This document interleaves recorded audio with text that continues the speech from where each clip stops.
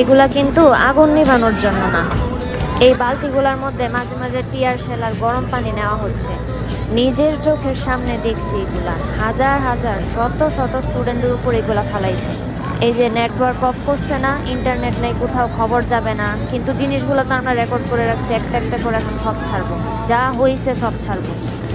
আগুন দাও দাও করে জ্বলছে, তখন আমি হেলিকপ্টারে করে পানি দিলাম যে অন্তত এইভাবে পুড়ে যাচ্ছে সব, হেলিকপ্টার থেকে পানি ছাড়ো। কারণ আমরা এরকম অগ্নি নিবারণের জন্য অনেক জায়গায়, এবং যে সমস্ত বিল্ডিংয়ে আগুন দিয়েছিল অনেকে ছাদে যে হাহাকার করছিল, আমরা হেলিকপ্টার দিয়ে তাদেরকে উদ্ধার করেছি। সেই নারায়ণগঞ্জে কাঁচপুর থেকে নিয়ে শুরু করে বিভিন্ন জায়গায় হেলিকপ্টার দিয়ে দিয়ে কিন্তু আমরা মানুষকে উদ্ধার করে তাদের যান বাঁচিয়েছি।